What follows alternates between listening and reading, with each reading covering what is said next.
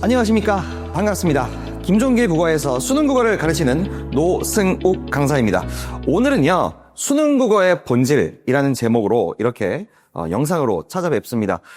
오늘 이 영상의 목적은요, 이제 고1, 고2에서 고3이 된 학생들, 즉 고1, 고2 내신을 좀 하시다가 이제 수능 공부를 해야겠다라고 마음먹은 학생들을 위한 그런 수능에 대한 접근법 강의입니다. 네.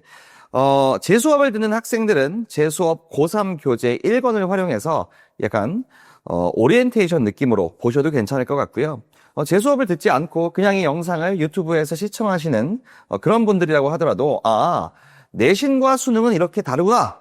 내신과 수능이 이렇게 다르니까 이런 식으로 수능을 공부하고 그리고 수능 시험이나 평가원, 학력평가, 모의고사 등등 그런 시험들을 이런 자세로 운영하고 대하면 되겠구나. 그런 것들, 그런 지식들을 드리기 위한 강의입니다. 그래서 이 영상을 보시면서 무엇보다도 내신과는 다른 수능에 대한 강박들을 좀 얻어 가셨으면 좋겠어요. 네, 그러면 이제 시작해 보도록 하겠습니다. 일단 제 수업을 듣는 학생들은 제 교재 1권, 2026 버전 1권이 있으면 좋고요. 사실은 이 1권이 없다고 하더라도 큰 문제는 없습니다. 그냥 이 영상을 시청하셔도 전혀 문제될 게 없어요.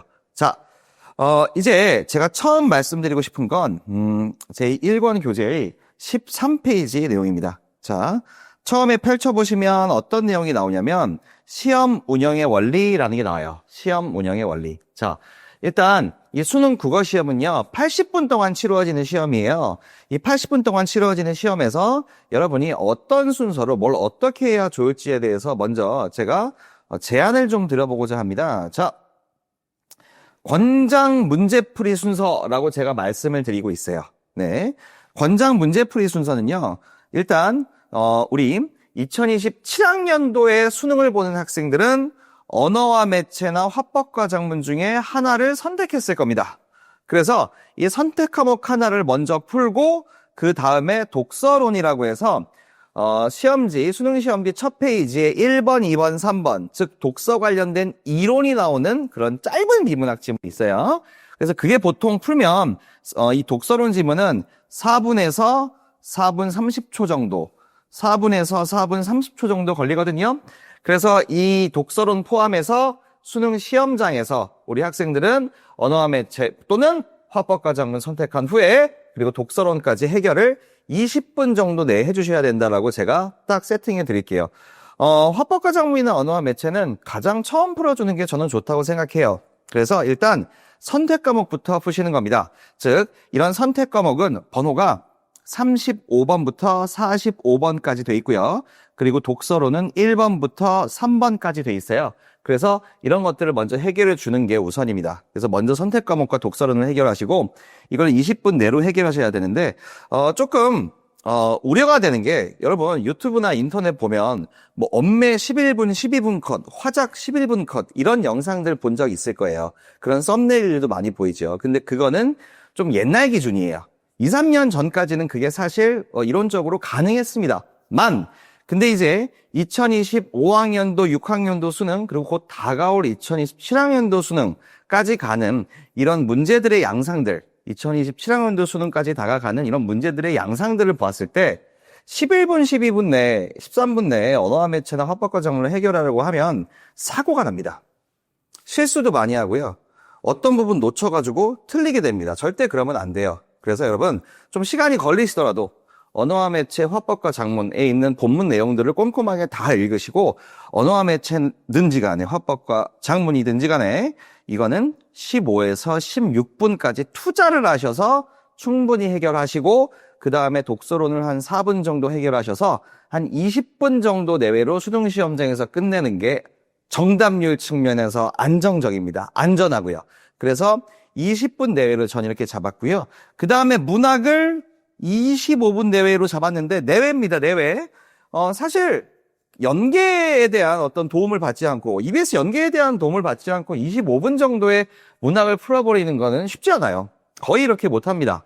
아주 잘하는 학생 빼고는 이렇게 못하고요. 실제로 여러분 시험 보시면 EBS 연계에 대한 어떤 도움이 없는 일반 학력평가나 아직 연계 준비하지 않은 학생들이 고3 거 보시면 실제로는 30분 걸리거나 30분 좀 넘어갈 겁니다. 그게 정상이에요. 그게 정상인데 아주 잘하는 학생이 아니라면 자, 근데 제가 목표로 하는 시간은 저희가 25분에서 27분 내외입니다. 25분에서 27분 내외. 쌤, 그게 가능합니까? 네, 가능합니다. EBS 연계 준비하면 가능해요. 자, 연계로 보통 나오는 것들이 고전 소설, 현대 소설은 수능에서 연계되지 않았고요. 그리고 현대시 가, 나 중에 하나 연계가 되죠. 그리고 고전시가 가나 또는 가나다 중에 가장 긴 가가 EBS 연계입니다. 근데 아시죠? 요즘은 EBS 수특에 있는 그 부분이 거의 그대로 나오고 있죠. 현대시는 당연히 똑같이 나오고요. 고전시가나 고전소설도 거의 유사하게 그 부분이 걸치거나 또는 그 부분 자체가 그대로 나오고 있어요. 그래서 실제로 연계에 대한 도움을 받으시고 연계 준비를 좀 하시면 그냥 모르고 풀 때보다는 3분에서 5분 정도는 아끼게 되는 것 같습니다. 실제로. 저도 실제로 연계 준비를 하고 풀어보면 안 하고 했을 때보다 몇 분 정도는 절약이 돼요. 절약이 되기 때문에 우리 목표는 연계에 대한 준비가 됐을 때 25분 내외, 즉 25에서 27분 정도 끝내면 아주 좋겠다라고 말씀을 드려볼게요. 자, 즉 제가 순서로 치면 엄매와 화작과 독서론 풀고 그 다음에 뭐 풀라고 한 거죠? 문학을 풀라고 한 겁니다. 자, 문학이요 18번에서 34번까지고 독서가 1번에서 17번까지입니다. 2027학년도 수능까지는요. 자, 그런데요, 제가 왜 문학을 먼저 풀라고 할까요? 독서 좋아해서 독서 먼저 푸는 학생도 있죠. 그죠? 독서 좋아해서 독서 먼저 푸는 학생도 있을 텐데 저는 안전을 위해서, 재수방지용, 안전을 위해서 문학을 먼저 풀라고 해요. 무슨 얘기냐? 자, 문학은요, 시간만 있으면 다 풀어요. 그죠? 물론 실수할 수 있어요. 문제를 틀릴 수도 있는데 틀리면 안 되는 걸로 노력을 하는 게 우리 1년 과정인 거고, 물론 틀릴 수도 있는데 문학은 시간 있으면 다 풀긴 풀잖아요. 근데 독서는요, 지문의 난도가 그저 그런 게 있을 수도 있고, 그리고 어려운 게 있을 수도 있죠. 지문 난도가 굉장히 어려운 거는요, 제가 여기서 15분까지 투자할 수 있기 위해 다른 시간들을 절약하려는 맥락이긴 한데, 여러분, 그냥 까놓고 얘기해서 진짜 어려운 지문은 15분이 아니라 여러분 150분 줘도 못 풀 수도 있어요. 15분이 아니라 150분을 부여받아도 여러분이 그 문제를 다 맞추지 못하고 그 안에서 한 4문제에서 6문제 사이인데 독서가 5문제, 평균적으로 5문제라고 봤을 때 여러분이 15분이 아니라 150분을 줘도 막 2-3문제, 4문제씩 틀릴 수 있는 그런 어려운 지문이 나오기도 한단 말입니다.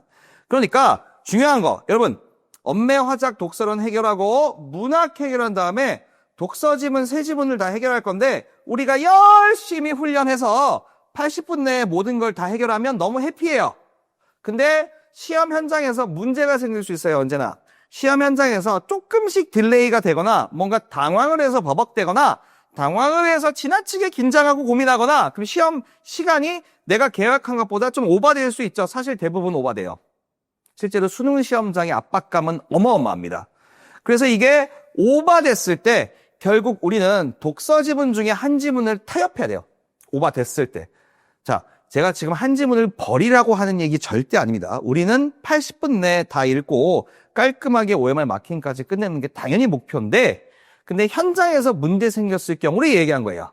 자, 현장에서 문제 생겼을 때 여러분 그냥 까놓고 얘기합시다. 문학 한 지문을 날리는 게 나아요? 독서 한 지문 어차피 15분이 아니라 150분 줘도 틀리는 것들을 날리는 게 나아요? 자, 시간이 있어도 맞출 수 없는 것보다 시간이 있었을 때 맞출 수 있는 것이 우선돼야죠. 무슨 말인지 알죠? 시간이 있었을 때 맞출 수 있는 건 바로 문학입니다.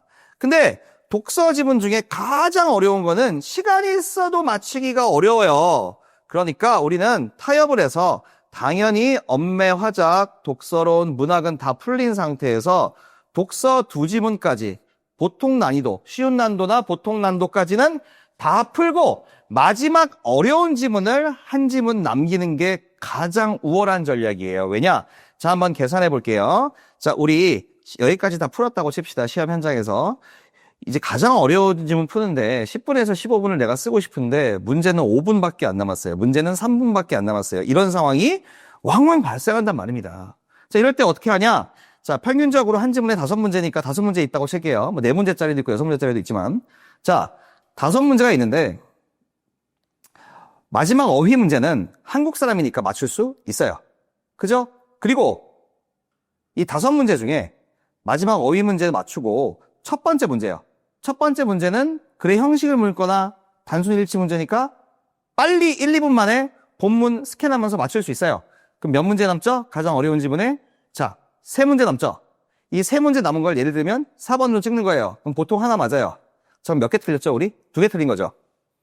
운 좋으면 2개 틀리는 걸로 방어할 수 있어요. 자, 우리가 여기까지 거의 다 풀었고, 완전히 풀었고, 만족스럽게. 이거를 10분, 15분 내가지고 내가 풀고 싶은데, 이거에 있어서 시간이 만약에 현장에서 3분, 5분 남았을 때, 이 5문제 가량 되는 거에서 타협이 가능해요. 맞출 수 있는 게, 빠르게 맞출 수 있는 게 2문제, 어휘와 일치 문제 있을 거고, 나머지는 찍어야죠, 뭐. 이렇게 됐을 때, 최대 여기서 2개 틀리는 거 정도까지도 될 수 있단 말이에요. 2개 틀리는 거 정도만 얻어버리고, 나머지에서 이번 2026학년도 수능을 기준으로 해서 나머지 문제에서 엄매 기준으로 한 4개, 5개 실수했다.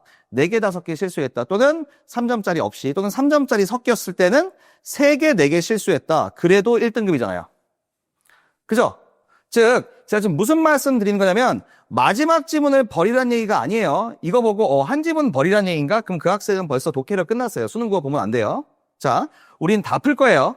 다 풀 거고 다 풀 건데 현장에서 문제 생겼을 때 가장 어려운 지문을 타협한다면 그래도 뭐 100점, 98점 같은 최고 득점은 아니더라도 어떻게 1위나 2위 상위권까지는 비벼볼 수 있다. 그 얘기를 하는 거예요. 즉, 재수 안 할 수 있다고요. 현장에서 한 지문 못 풀 가능성이 있더라도 그 한 지문을 타협하려면 결국 여러분 독서를 마지막에 풀어야 돼요. 자, 엄매, 화작, 독서론, 문학까지는 우리가 당연히 시간 있으면 거의 다 맞출 수 있죠. 근데 독서 마지막 한 지문은 시간 있어도 맞출 수 없는 지문이 분명히 있을 겁니다. 여기에 있어서 타협을 하려면 이거를 마지막에 풀어야 돼요. 그러려면 이렇게 문학 독서 순서를 풀어야 됩니다.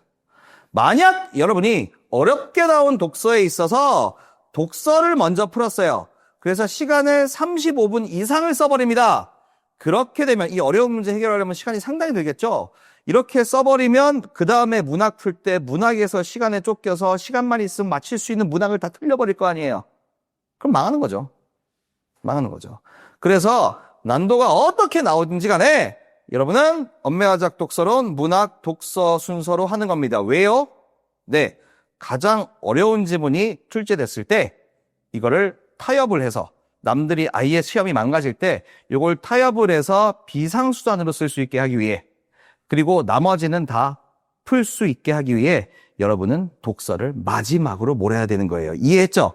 여러분이 아무리 독서를 좋아하고 저 독서 되게 좋아하거든요. 그래도 꾹 참아요. 꾹 참고 문학부터 해결하러 달려갑니다. 그러니까 문학을 먼저 풀고 그 다음에 독서를 푸시고 1, 2문단들을 읽어가면서 마지막에 풀 것들을 딱 정하고 이렇게 전략적으로 가셔야 재수 안 하고 안정적으로 1 또는 2를 받아갈 수 있는 거예요. 즉 시험 운영에 문제가 생겼다고 해도 말이죠. 자, 그러니까 수능국어 우리말이죠. 독해력으로 뚫어내고 감상력으로 뚫어내야 되는데 문제는 당일날 당황을 했을 때 시간이 딜레이 됐을 때의 문제고 시간적으로 문제가 생겼을 때 막판에 구원이라도 받으려면 가장 어려운 지문에서 타협을 봐야 하니까 나머지가 먼저 풀린 상태여야 된다? 이게 바로 저의 핵심이다. 그러므로 선택 과목과 독서론 풀고 문학 풀고 독서 세 지문을 전투하는 것. 이게 유일한 전략이에요. 독서 먼저 풀었다가 시간만 있으면 맞출 수 있는 문학을 못 풀거나 문학을 대충 푼다? 있을 수 없는 일이죠. 그러니까 독서를 아무리 좋아하는 분이더라도 독서를 마지막으로 미루시는 겁니다. 학생들이 얘기할 때 있어요. 쌤, 저는요 문학 풀고 독서 넘어가면 체력이 빠져가지고요 독서 풀 때 집중이 안 돼요. 체력을 기르세요. 알겠죠? 연습을 많이 하고 오래 앉아있는 그런 훈련을 해서 체력을 기르셔야지. 알겠죠? 이 순서로 가시는 겁니다. 네, 그래서 이어가자면 여러분 욕심을 좀 버리시죠. 자, 물론 이 영상을 보시는 분들 중에 쌤, 제 목표는요 최상위권 메이저 의대입니다. 그러면 욕심을 가지세요. 100점 맞으셔야 돼. 98점, 100점 맞으셔야 돼. 근데 그게 아니다. 나는 1, 2등급으로 충분하다. 1등급이면 너무 감사하다. 라면 고난도 문항 한 문제 더 맞히려다가 쉬운 문제 놓치는 일이 발생하면 안 됩니다. 특히 수능국어에서는요. 자, 즉 함부로 100점을 목표로 하지 말고 1등급이 목표임을 잊지 않았으면 좋겠어요. 무슨 얘기냐면 학생들 많은 특징이 여러분들 본문 읽는 게 느려서 시간 모자라는 게 아닙니다. 여러분 문제에서 시간을 너무 많이 지체해요. 한 문제 꽂혀가지고 예를 들면 3점짜리 보기 문제, 뭐 독서든 문학이든 꽂혀가지고 와 이거 해결 안 되는데 해결을 안 되면 될 때까지 몇 분을 잡고 있다가 결국 독서 지문 한두 지문 못 풀죠. 그런 식으로 많이 봤어요. 자, 예를 들면 문학 3점짜리에서 이거 푸는데 잘 안 되네. 그러면 나름대로 타협을 해서 가장 맞는 느낌이 드는 거라도 고르고 넘어가셔야죠. 빠르게. 즉 자기만의 문제풀이에 있어서 요 정도까지 고민했으면 됐다, 넘어가자. 이 기준이 필요해요. 그래서 80분 내에 전체 운영을 다 할 수 있는 그러한 기준이 필요합니다. 그래서 빨리빨리 넘기면서 즉 몇 개 틀릴 수 있다는 걸 가정을 하고 전체 운영으로 1등급 가져가는 거예요. 전체 운영으로. 근데 전체 운영도 잘하고 빨리빨리 넘어간 것들이 이제 공부량이 쌓이다 보면 빨리빨리 넘어간 것들이 이제 정답을 고를 수 있는 수준까지 오르게 되면 이제 98, 100점 맞는 거예요. 97, 98, 100점. 그렇게 맞는 겁니다. 그러니까 여러분은 이거 보다가 완전 고를 때까지 충분히 고민하는 거는 혼자 공부할 때. 시험 현장에서는 보다가 야 이거 두 개 중에서 잘 모르겠는데 그러면 가장 답일 것 같은 걸로 일단 고르고 빨리 넘어가세요. 그래서 80분 내 운영을 잘하는 걸 목표로 가셔야 1등급이 나오고 공부를 계속 열심히 하고 독해력, 감상력으로 뚫어내다 보면 그렇게 넘어갔던 문제들, 그렇게 빨리 골랐던 문제들의 정답률이 올라가는 겁니다. 그렇게 점수 올라가는 거예요. 그러니까 이 사실을 잊지 마시고 함부로 100점 목표로 해가지고 막 한 문제에 걸려가지고 못 넘어가다가 4등급 받아오지 마시고 그죠?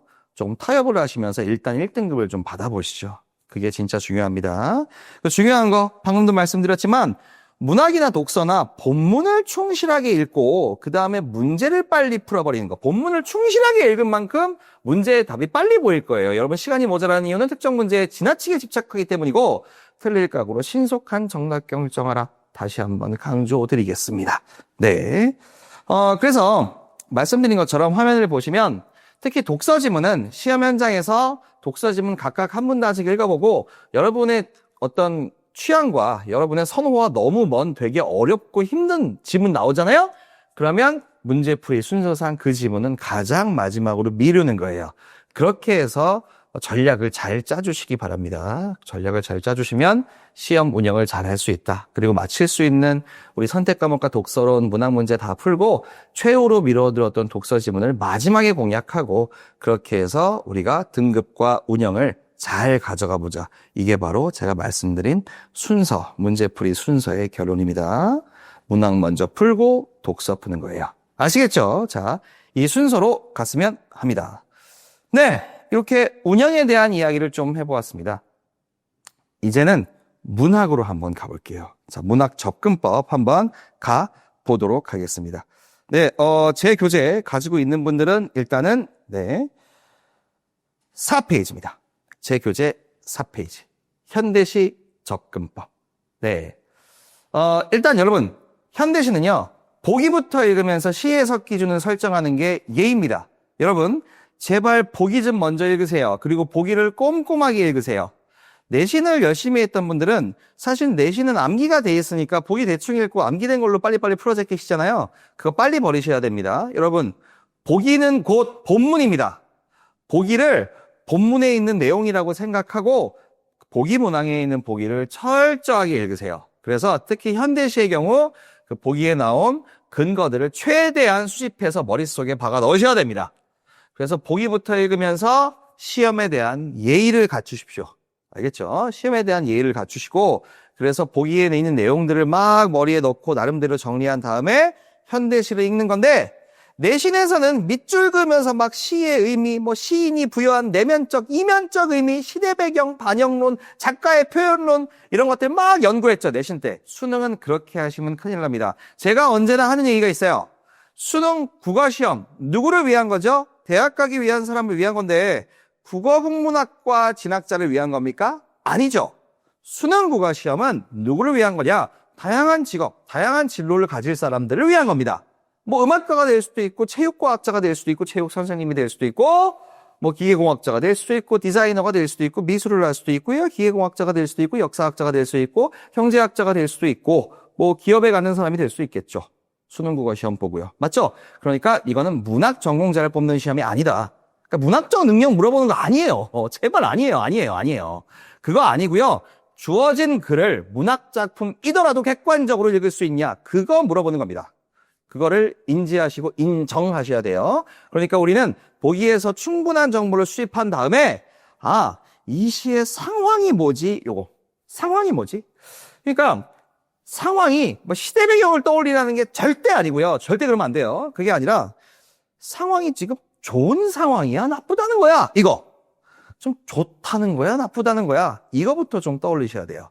읽어보시면 나오죠. 시어들이나 수식어, 서술어들 보면 지금 부정 상황인지 긍정 상황인지 알 수 있어요. 그래서 여러분이 해야 될 거는 그 시의 전반적인 상황을 결정하는 거예요. 이거 좀 상황 안 좋구나. 좀 괴롭구나. 화자가 괴롭구나. 이런 거. 아니면 되게 행복한 시네. 뭐 이런 거. 전반적인 상황을 결정하고 그 다음에 마지막 4-5행에 나오는 최종적 정서, 즉 감정. 정서는 감정과 동의어죠. 최종적 감정, 정서를 파악하는 겁니다. 즉 보기 읽고 정보 수집한 다음에 이 시의 상황의 긍정, 부정성과 최종적인 정서의 긍정, 부정성을 딱 결정하고 그거에 도움되지 않는 시어, 식구, 시행들은 제껴버리고 딱 요거 파악됐으면 문제 풀러 달려가시는 거예요. 그래서 문제에서 물어보면 그때그때 본문으로 와서 증명해내시면 현대시는 쉽게 해결됩니다. 아시겠죠? 자, 근데 긍정, 부정성을 어떻게 판단하냐? 서술어와 수식어 기준으로 판단하는 겁니다. 즉, 수식어가 예를 들어서 제가 시어 하나 제시할게요. 똥. 제가 똥을 제시했어요. 똥은 긍정이에요, 부정이에요? 라고 제가 물어보면 여러분은 뭐라고 해야 돼요? 몰루라고 대답해야 돼요. 모른다고 해야 돼요. 수식어를 한번 붙여볼까요? 저주의 똥, 악마의 똥. 이러면 어때요? 네, 그 똥은 부정시어야. 근데 이렇게 해볼까요? 논과 밭에 뿌리는 비료인 똥. 그러면 그 똥은 긍정시어죠. 수식어 보고 판단합니다. 지향하자, 나아가자, 그곳으로 가자. 이거는 이 대상은 뭡니까? 긍정시어입니다. 지양하자, 벗어나자, 탈피하자. 그 대상은 뭡니까? 부정시어입니다. 즉 이렇게 수식어와 서술어를 보고 긍정, 부정성을 판단하고 이렇게 각 시어들의 긍정, 부정성을 판단하면서 시를 읽어 내려가다 보면 전반적인 상황이 좋은지 나쁜지와 마지막 4-5줄의 상황 변화가, 정서 변화가, 감정 변화가 있는지를 파악할 수 있게 되고 그거 파악하는데 방해가 되거나 잘 모르겠는 것들은 치워버리고 딱 요 2가지 상황과 정서 규정하고 상황과 최종 정서 규정하고 문제 풀러 달려가시라. 이게 바로 수능식 접근법이에요. 수능식, 내신 말고요. 알겠죠? 자, 그럼 어떻게 해요? 보여드려야죠. 한번 가보도록 하겠습니다. 요번 수능이에요. 이번 수능. 제 교재를 치면 18페이지입니다. 제 교재 있으신 분들은 18페이지에 이미 한번 펴보시고요. 요번 수능에, 우리 이시영 시인의 그리움이라는 시. 이 시를 좀 분석을 해볼게요. 이시영 시인의 그리움이라는 시를 좀 분석을 해볼 건데, 당연히 이 시는 왜 제가 하냐면, 연계 아닙니다. 이거 연계된 거 아니기 때문에, 시험장에서 다들 이 시를 처음 봤기 때문에 이렇게 처음 보는 시를 어떻게 객관적으로 해석하느냐 이걸 좀 보여드릴 거예요. 이거 제가 화면 띄워드릴게요. 한번 포즈 버튼 눌러가지고 스페이스 눌러서 멈춰두고 한번 쭉 읽어보세요. 이해돼요? 안 될걸요? 쉽진 않아요. 그죠? 그래서 평가원이 배치한 게 바로 보기입니다. 이 보기를 한번 봐볼게요. 23번 문제. 이번 수능에서 이렇게 보기가 있는데 보기를 참고하여 가나를 감상한 내용이다. 근데 오늘은 가만 볼 겁니다. 아시겠죠? 요 가시만 볼 거예요. 가시만 볼 건데 이시영 시인의 그리움 시만 해석해 볼 건데 가시는요. 부정 상황이죠. 아예 상황을 줬네요. 연대를 상실한 암울한 현실 상황을 어두운 밤으로 나타내고 이 시의 상황은 뭐예요? 네, 암울해요. 그게 뭘로 나타나요? 어두운 밤으로 나타납니다. 그러니까 우리 아직 가시 안 읽었어요. 안 읽었는데 이 시에서 어두운 게 나오잖아요. 그럼 뭐예요? 네, 암울한 현실이에요. 알겠죠? 어두운 거 암울한 현실이에요. 됐습니다. 근데 빛 빛이 회복되는 미래에 대한 소망을 드러낸다. 오, 뭔가 빛, 이렇게 밝은 게 나오면 뭔가 미래에 대한, 회복에 대한 소망인가 봐요. 빛처럼 밝은 거. 오케이. 이 시는 어두우면 암울해요. 밝으면 빛, 미래, 소망이고, 이러한 소망은 소금을 뿌리며 그리운 이를 찾아다니는 행동으로 형상화된다. 아, 소금 뿌리는 게 소망이구나. 소금 뿌리는 게 뭐다? 소망이구나라는 걸 여러분은 여기서 또 인지할 수가 있죠. 정리한 겁니다. 정리할 겁니다. 시 읽기 전에 어두우면 암울한 현실, 밝고 빛이 나면 미래 소망, 소금 뿌리는 거 소망. 됐죠? 요거 세팅된 상태에서 넘어가 봅시다. 자, 시로 갑니다. 자, 보기 정말 열심히 읽었어요. 긍정, 부정 판단했고.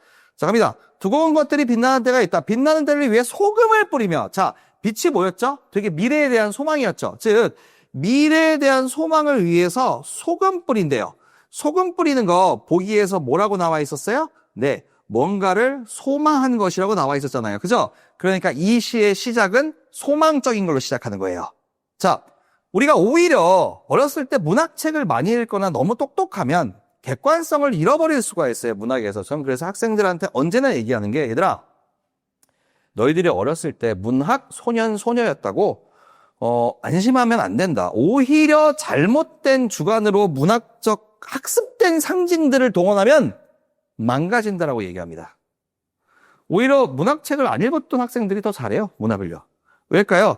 아무것도 모르고 깨끗한 백지니까 객관적 접근이 가능한 거죠. 소금 뿌리는 게 우리 문화에서 뭡니까?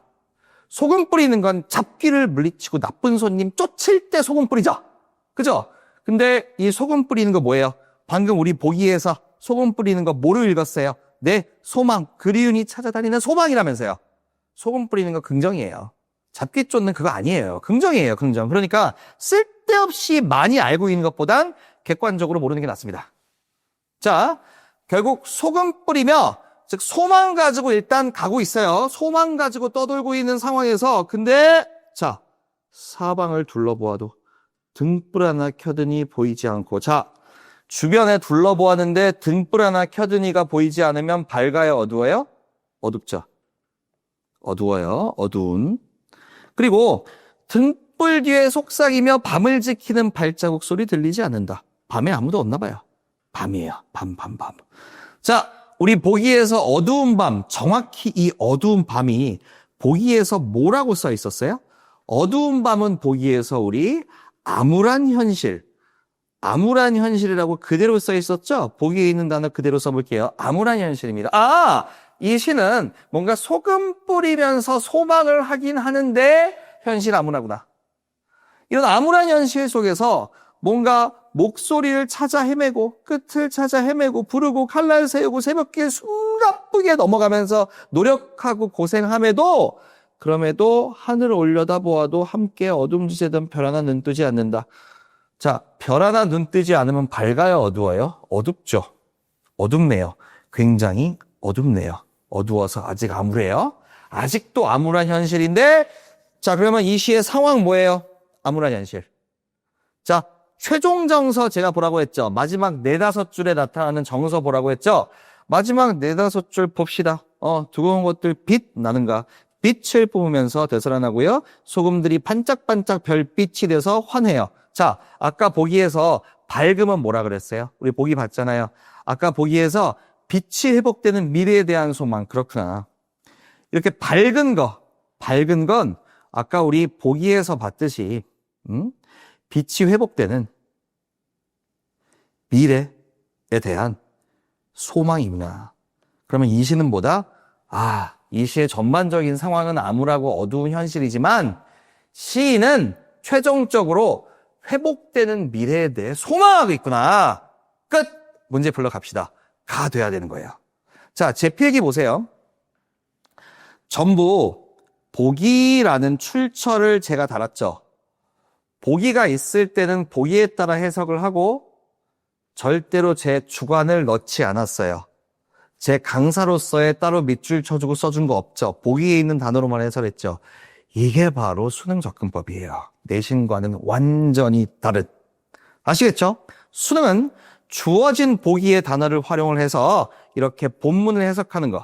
이 연습부터 시작해야 됩니다. 아시겠죠? 이게 바로 수능식 현대시 접근법의 어떤 맛보기였습니다. 그래서 이렇게 현대시를 접근해야 된다라는 걸 이제 수능을 공부를 시작하는 학생들이 아셨으면 합니다. 자, 이제 현대소설과 고전소설 접근법을 한번 가보고자 합니다. 자, 가보겠습니다. 현대소설과 고전소설 접근법. 자, 제 교재에서는요, 5페이지, 6페이지에 있는데요. 네. 현대소설, 고전소설 접근법이 근본적으로 같기 때문에 고전소설 접근법 페이지를 펴두고 말씀드려 볼게요. 자, 고전소설이요. 물론, 여러 어휘들을 좀 알아야 됩니다. 여러 어휘들. 뭐 자주 나오는 단어들이 있죠. 그죠? 특히 이제 부마 같은 경우는 우리가 지금은 안 쓰는 말이기 때문에 황제나 왕의 사위, 즉 황제나 왕의 딸, 즉 공주의 남편, 이 부마다. 그래서 고전소설에서는 억지로 부마로 선발되는 바람에 갈등 겪는 가사소설 이런 거 되게 많거든요. 그래서 부마라는 단어 알아야 되고 이런 식으로 여기 있는 몇몇 가지 단어들은 완전히 알고 있어야 돼요. 시비, 노복, 비복은 종이다. 뭐 이런 것들, 뭐 소저, 식솔, 정실, 여식 이런 것들의 의미들은 당연히 다 아시고 있어야 되는 게 고전소설의 기본인데 사실은 많은 고전소설을 풀어나가다 보면 자연스럽게 익혀집니다. 그러니까 크게 문제가 될 건 없습니다. 접근법을 좀 보면요. 중요한 거. 자, 보기부터 읽으면서 일단 소설에서의 기준 세우는 거. 보기 읽으며 소설에서의 기준 세우는 건 똑같습니다. 현대시랑 똑같아요. 모든 문학은요, 당연히 보기부터 읽는 거예요. 모든 문학은. 그래서, 이 고전소설 또는 현대소설은 이러한 주제, 이러한 시대, 이러한 형식의 소설이구나라는 걸 줍니다. 그걸 보고, 내용을 예측해보고 넘어갈 수 있죠. 그래서 내용을 예측한 다음에 이제 긍정적 인물인지 중립적 인물인지와 부정적 인물인지를 구분하며 표시하며 읽기라는 이 방법을 우리가 적용할 겁니다. 무슨 얘기냐면요. 소설 읽을 때 뭘 기준으로 수능 얘기하는 겁니다. 수능식 문제들이 있는 이런 소설을 읽을 때, 즉 처음 보는 소설을 읽을 때 뭘 중심으로 어디에 집중해서 어떻게 읽어야 되는지 모르시죠? 그죠? 모르시니까 배우려고 이 영상을 보실 것 같은데 자, 수능식 어떤 시험들과 수능에서 나오는, 즉 모르는 지문, 처음 보는 소설을 읽고 문제를 풀어야 되는 이러한 경우에는 여러분들이 딱 하나에 집중하시면 됩니다. 바로 인물이에요. 여러분들은 인물을 보면서 평가하며 읽을 거예요. 인물을 보면서 평가할 겁니다. 인물이 나오면 일단 한 번씩 표시하는 겁니다. 처음 보는 사람이네. 등장인물이네. 이렇게 표시. 한 번씩 표시하는 거예요.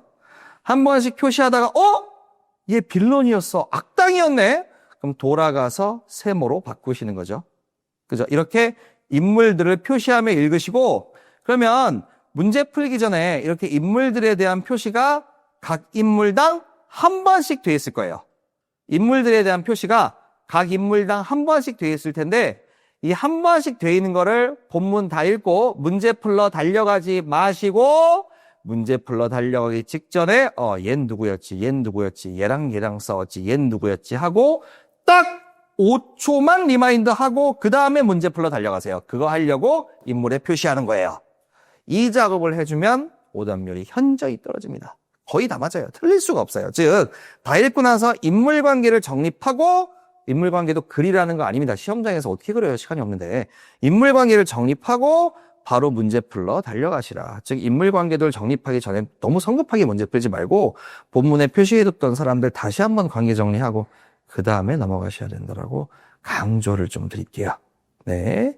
그리고 더 중요한 거, 장면 전환 구분도 잘 해줘야 됩니다. 즉 새로운 인물이 나오거나 새로운 사건이 발생하거나 또는 공간적, 시간적 배경이 바뀌었다. 그걸 장면 전환 포인트라고 하고 그 장면 전환점에서 이렇게 구분해주면 됩니다. 장면 전환점에서 구분을 하고 그 다음에 읽어 내려가시면 장면별로 한 몇 장면으로 소설을 좀 나눌 수가 있어요. 구간별로. 그러면 각 장면에서 문제가 출제되고 있기 때문에 이러한 것도 굉장히 고전소설을 풀 때 좋은 스킬이에요. 자, 그럼 실제로 본문을 보면서 좀 저랑 연습을 해볼까 합니다. 자, 그러면 지금부터 실제 기출을 보면서 우리 한번 인물 표시하는 연습을 해보도록 하겠습니다. 자, 먼저 저는요. 골목 안이라는 저희 교재는 이제 현대소설 22페이지고요. 네. 교재 없으신 분들은 그냥 보시면 되고요. 2024학년도 수능 골목안이라는 작품에 대해서 한번 연습을 해볼까 합니다. 이 작품은 특히 뭐 본문은 읽을만 했는데 문제가 정말 어려웠던 걸로 유명한 그런 현대소설 수능 기출이에요. 근데 오늘 문제는 풀지 않을 거고요. 한번 저랑 같이 본문을 읽어내려가는 연습만 해볼게요. 자, 가볼게요. 한참 정의, 사람이다. 정의 표시해야 돼요. 한 번만.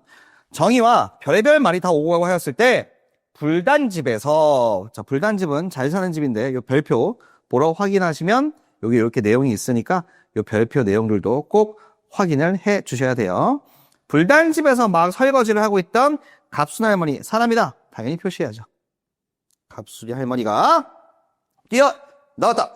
자, 정의가 있는데 별의별 말이 다 오가고 있는데 갑자기 갑순이 할머니가 뛰어나왔다.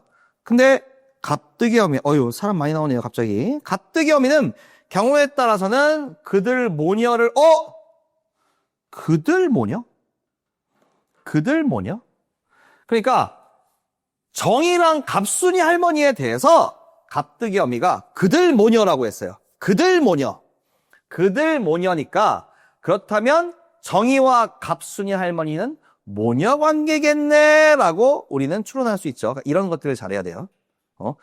근데 모녀 관계겠네라고 하는데 설마 갑순이 할머니가 딸이고 정이가 엄마겠어요? 그럴 리가 없죠? 갑순이 할머니가 엄마고 정이가 딸인가? 이러면서 일단 읽어 내려갑니다. 그들 모녀를 상대해서도 할 말에 그렇게 궁하지는 않다고 은근히 마음의 준비가 있었던 것이나 뜻밖에도 갑순이 할머니, 자, 요 갑순이 할머니는 표시하면 아니 됩니다. 왜? 이미 여기에 표시했잖아요.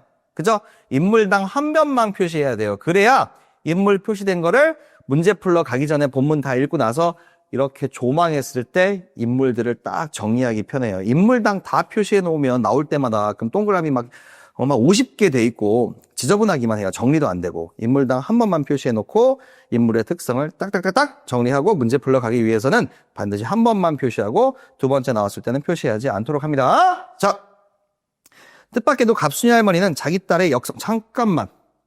자기 딸. 무슨 말인지 알겠다. 그러니까 갑순이 할머니가 엄마고 정이가 딸인 게 확실한 말. 근데 역성이 뭔지 아세요? 역성은 편 드는 겁니다. 편을 들려고 하지 않고, 야, 애초에 네가 말 실수한 게 잘못이지 남을 탓 때 뭐하니?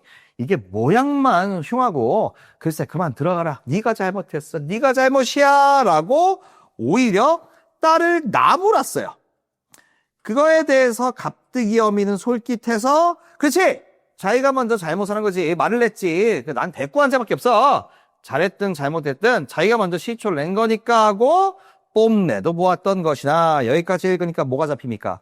여기까지 읽었을 때 여러분은 뭐가 잡혀야 되냐면 갑순이 할머니가 엄마고 정이가 딸이고 이 정이랑 갑뜨기 어미랑 싸우고 있구나라는 관계도가 머릿속에 잡혀야 되죠. 그리지 않더라도. 그죠? 이게 중요한 겁니다. 자, 그런 상황입니다. 갑뜨기 어미랑 정이랑 싸우고 있어요. 자, 갑뜨기 어미랑 정이랑 싸우는 상황입니다. 근데 지금 갑순 할머니가 말리고 데리고 들어온 거예요. 자, 그렇게 자기 딸을 꾸짖으며 집으로 데리고 들어가고 나서 야, 그 되지 못한 행랑껏 이거 누구예요? 네, 갑뜨기 어미죠. 배지 못한 행랑껏하고 뭔 쌈이냐? 똥이 더러워서 피하는 거지. 무서워서 피하니? 이렇게. 그지? 무서워서 피하니? 더러우니까 피하는 거지. 다 갑뜨기 어미를 가리키는 말들. 근데 을뜨기, 등장인물이다, 표시. 을뜨기 녀석이 나중에 보고하는데 들으니까 저녁 때 돌아온 집주름 영감이 그 얘기, 집주름 영감, 인간이다. 자, 등장인물이에요. 표시. 집주름 영감, 표시. 자, 표시했는데요. 근데 집주름 영감이라는 사람이 저녁 때 집에 돌아와서 걔도 분별은 있을 아이가 그런 상껏 아마 갑뜨기 어미겠지 역시 그런 상껏하고 욕지거리를 하다니 하니까 늙은 마누라는 이 늙은 마누라 정황상 누굽니까? 바로 갑순이 할머니인 거죠. 갑순이 할머니 늙은 마누라는 그렇죠. 싸불라들은 양반끼리 해야지 그런 것 즉 갑뜨기 어미 같은 거하고는 왜 싸웁니까? 라고 얘기하는 그런 소리가 대문밖까지 들리는 것 같았다. 라면서 끝이 납니다. 자, 이러면 우리 알 수 있죠? 집주름 영감이 바로 늙은 마누라와 이야기했으니까 갑순 할머니의 남편이 집주름 영감이다. 즉, 갑순이 할머니의 남편이 집주름 영감이고 딸이 정이고 그와 싸운 게 바로 갑득엄이다. 이런 구도가 딱 잡혀야 돼요. 자, 만약에 우리 지금 반밖에 안 읽었지만 이게 현대소설 기출 본문 전문이라고 칩시다. 기출된 거 본문 전문이면 다 읽고 나서 이 시험지를 보는 거예요. 시험지를 보고 다 읽고 나서 바로 문제 풀러 달려가지 말고 본인이 인물당 한 변씩 표시해둔 거 보고 그래 정희 딸 싸우네 갑순이 할머니 엄마 갑뜨기 할머니 정희랑 싸우네 그리고 집주름 영감 할아버지인데 갑순이 할머니 남편이고 정희 아빠 오케이 을뜨기 아직은 안 나왔고 뭐 이런 식으로 본문을 조망하면서 인물 표시된 거 한 번씩 평가하고 기억하고 리마인드하고 넘어가면 문제를 틀릴 수가 없어요. 자, 그리고 혼자 공부할 때에는 인물 관계들을 실제로 그려보는 것도 도움이 되죠. 그죠? 그러니까 지금 집주름 영감이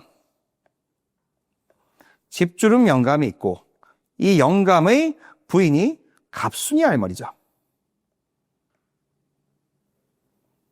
그 딸이 누구다? 정이다. 그리고 정이랑 누가 싸웠다? 네, 갑뜨검이다. 그리고 을뜨기의 정체는 좀 뒤에 나오는데 아직 거기까지는 안 읽었으니까 표시는 안 해보겠습니다. 자, 요런 것들을 그리고 파악할 수 있어야 돼요. 시험 현장에서는 머릿속으로 그려줘야 돼요. 다 읽은 다음에 인물들 체크할 때, 문제 풀러 가기 전에 한 번씩 표시된 인물들 체크할 때, 그리고 혼자 공부할 때는 직접 손으로 그려보는 것도 상당히 도움됩니다. 시간 안 재일 때는요. 알겠죠? 이렇게 연습하는 것이 바로 소설이고 소설의 읽는 법은 정말 이게 핵심이에요. 인물 중심으로 평가하며 읽어라. 알겠죠? 이거 말고 다른 거는 신경 쓰지 마십시오. 자, 그래도 인물이 지금 너댓 명 나왔으니까 꽤 할만했죠? 이제 조금 복잡한 걸 해볼게요. 제 교재 34페이지를 가시면 자, 2023학년도 6월 평가원 소현성록이라고 나와 있습니다. 역시 오늘 이 본질 설명에 있어서는 문제는 안 풀 거예요. 근데 이 짧은 지문에서 인물이 10명 나와요. 여러분이 인물에 신경 쓰지 않고 이 지문을 읽어 내려가잖아요. 다 읽고 나서 기억에 남는 게 단 하나도 없을 겁니다. 인물 중심으로 인물에 표시하면서 하나하나 인물에 표시하면서 그렇게 읽으셔야 그렇게 읽고 마지막에 정리를 해야 읽었을 때 뭐 남는 게 있어요. 그러니까 인물 중심이라는 거 절대 잊지 마세요. 자, 그럼 저랑 한번 연습해 볼게요. 제 2026년 1월 교재 34페이지에 있는 소현성록입니다. 자, 상서, 그죠? 등장인물이니까 동그라미 쳐야죠. 상서의 셋째 부인 여씨는 둘째 부인 석씨의 행실과 마음씀이 매사 뛰어남을 보고 마음속에 자, 여씨가 마음속에 불평이 많았대요. 그럼 아마도 이 여씨는 빌런일 가능성이 큰데 일단은 보리오. 좀 더 읽어보자. 너무 성급하지 않게. 이 사람이 있으면 내게 상서의 총애가 오지 않으리라. 요 상서는 또 표시하면 안 되죠. 여기 이미 했으니까. 자, 하여 좋은 마음이 없었다. 날이 늦어져 모임이 흩어진 후 상서의 서모 석파가 청운당에 오니 여씨가 말하길, 여씨 아까 나왔던 사람이니까 표시 안 합니다. 석부인이요. 진짜 선녀 같아요. 상공, 당연히 상공은 상서와 같은 사람이죠. 상공의 총애가 가볍지 않네요. 하니까 석파가 취해서 실수로 말합니다. 맞아요. 석부인은 비단 얼굴뿐 아니라 덕행을 겸비해서 밑줄 시모이신 양부인. 여러분 시모가 뭐예요? 즉 시어머니가 뭐예요? 시어머니, 시모란 여러분의 어머니 입장에서 여러분의 아버지의 엄마예요. 그게 시어머니예요. 시어머니. 여러분 어머니 입장에서 자신의 남편의 어머니, 그게 바로 시어머니, 시모입니다. 그러니까 양부인이 누구 엄마예요? 상서 엄마예요. 상서 상공 엄마예요. 여기까지만 읽어도 사실은 파악이 돼요. 여기까지만 읽어도 양부인이 엄마 제일 높은 할머니고 양부인의 자식이 바로 상서, 상공으로 일컬어지는 사람이고 이들의 부인이 이제 둘째 부인 석씨, 셋째 부인 여씨까지 언급이 됐다. 첫째 부인도 있겠지 뭐. 요 정도는 여기서 파악이 돼야 된다. 즉 그래서 인물 중심으로 읽고 있어요. 우리 지금. 자, 양부인이 더욱 사랑하시나이다 라고 이야기를 했대요. 자, 그 다음에 석씨가 석파를 청하자 석파가 벽운당에 이르러 웃고 왈 나를 보러 무엇하느뇨 내 석부인이 받는 총애를 여부인께 자랑하였나이다 라고 얘기하니까 당연히 석씨는 내키지 않죠. 왜냐면 여씨의 성격을 알고 있을 텐데 불평 많은 성격을 알고 있을 텐데 자신을 자랑했다고 하니까 자신에 대한 칭찬을 했을 테니까 얼마나 불편하겠어요. 그래서 후일은 그런 말을 마소서 하니까 석파가 웃더라. 자, 근데 여씨의 거동이 점점 아름답지 않아 결정했어요. 불평 많고 아름답지 않아요, 거동이. 그럼 여씨는 부정인물. 부정. 세모로 바꿔주는 겁니다. 여기서 처음 세모를 다시 치면 안 됩니다. 그럼 두 명으로 인식할 거예요, 여러분이 다 읽고 나서. 그럼 안 돼요. 부정으로 바로 바꿔주면 됩니다. 여씨는 부정인물이에요. 아름답지 않아요. 하지만 양부인과 상서는 내색하진 않았습니다. 1일은 상서가 문안 후 처운당에 가니 여씨 없고 노훈당이 이르니 여씨가 갑자기 난간에 엎드려서 화씨, 자, 처음 나온 등장인물이니까 동그라미, 화씨의 방을 엿듣고 있어. 그래서 너 왜 다른 사람 방을 엿듣니라고 혼내고 있어요. 특히 여씨는 추궁을 하니까 저 소부인이라는 또 등장인물이니까 표시, 소부인이 운치가 갔었어요 라고 거짓말합니다. 그래서 여씨야, 네가 하는 행동은 금수의 행동, 짐승의 행동이야 라고 상서한테 혼이 납니다. 자, 근데 이후 여씨가 밤낮으로 생각하더니 문득 옛날 강충이란 자가 저주로서 한무제와 여태자, 여기는 동그라미를 절대 치시면 안 되죠. 이건 등장인물이 아니라 중국 고사잖아요. 그죠? 중국 고사니까 요 인물들은 표시하는 거 아니고 이걸 보고 나름대로 옛날 중국 고사를 보고 저주의 전략을 짭니다. 그래서 1일은 취성전에서 양부인이 일찍 일어나 앉았으나 석씨가 병이 나서 문안에 불참했을 때 이때에 개성, 새로운 인물이니까 표시. 개성에게 청소시켰는데 개성이 짐짓, 일부러 침상 아래 쓸다가 메소드 연기를 합니다. 봉한 거다. 알지 못하겠노다. 누가 잃은 것인고? 필연 동료 중 잃은 것이니 임자를 찾아두리라. 라면서 메소드 연기를 하는데 수상히 여겨서 양부인이 보니까 펼쳐보니까 석시필체로 여씨 말고요. 착한 주인공 석시필체로 막 욕이 써 있는 거예요. 저주의 글이 써 있어서 일단 불태워 없애버렸다. 이런 부분이 나옵니다. 자, 쉽게 말해서 여씨가 석씨를 모함하려고 석씨 아이디를 로그인해서 악플 달고 다닌 거예요. 석씨 아이디를 로그인해서. 석씨는 실제로 그런 적은 없죠. 그래서 일단은 누설은 하지 마 하고 일단 사건이 끝났는데 중략 부분 줄거리 보니까 그 사이에 석씨는 뭐 다른 일로 쫓겨났어요. 쫓겨나고 이제 여씨는 누구를 처리해야 되죠? 즉 이제 첫째 부인 화씨, 전 여기 동그라미 안 칠게요. 왜냐면 제가 아까 여기에 쳤거든요. 그죠? 그래서 화씨를 모함하려고 여의계용단을 먹고 화씨로 둔갑해 나타납니다. 상서는 친누나 소씨 표시하려고 봤더니 제가 여기 아까 소부인 표시했더라고요. 그러면 표시하지 않고 처음 나오는 의남매 윤씨, 석파는 아까 나왔으니까 됐고요. 불러 모아서 여씨 부정인물이니까 부정인물의 신복은 당연히 부정인물. 그래서 미양을 가리켜 아뢰면서 미양 사실 말해 라고 하니까 이제 약을 먹고 화씨로 변신한 여씨가 다시 여씨의 모습으로 돌아오는 장면입니다. 다시 여씨의 모습으로 돌아와서 이제 여씨는 처벌을 받고 개성과 미양도 엄히 다스려졌어요. 여씨도 내침을 당했고 개성과 미양이 엄히 다스려졌으니까 아까 개성 걔도 연기한 거구나. 부정인물이구나. 이렇게 세팅이 가능하죠. 자, 이렇게 시험 현장에서 본문을 다 읽은 다음에 어떻게 하라고요?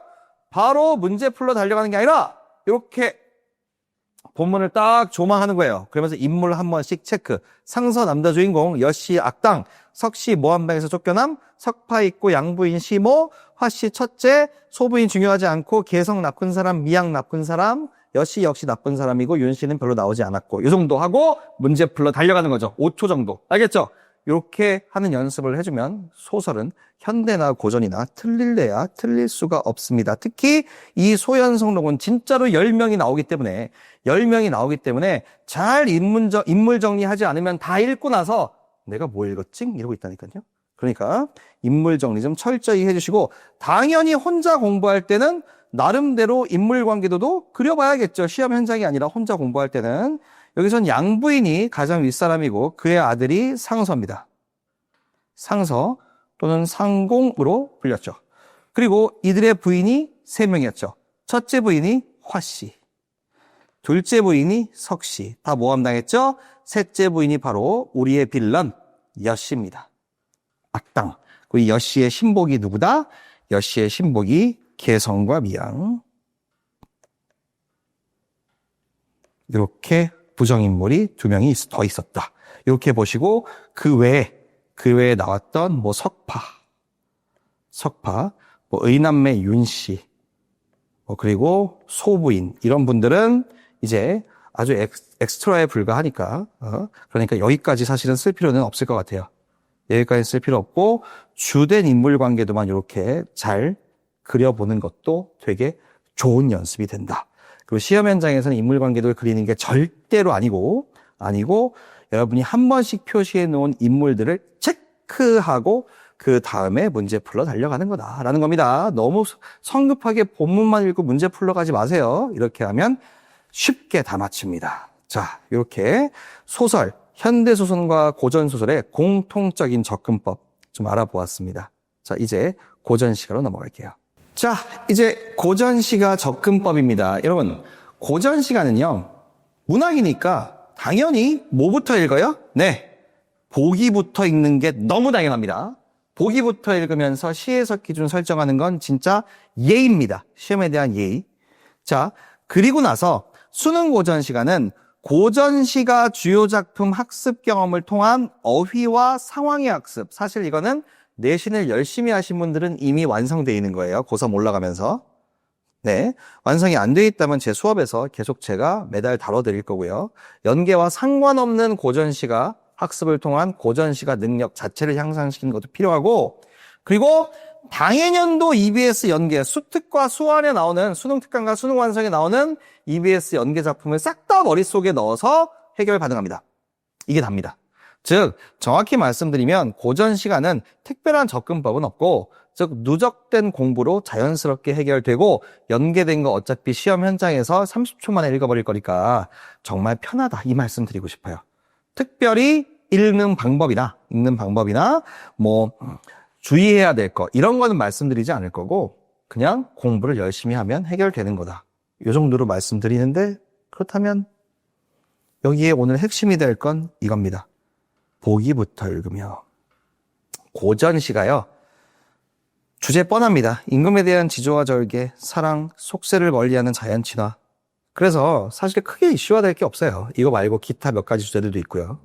근데 그렇다면 여러분을 변별하려면 출제자들이 뭘 가지고 노력을 하고 장난을 치냐면 바로 보기입니다. 거듭 말씀드리지만 보기 잘 읽는 건 예입니다. 예예요. 시험에 대한 예예요. 그걸 제가 다시 한번 강조드리는 그런 기출을 좀 풀어볼게요.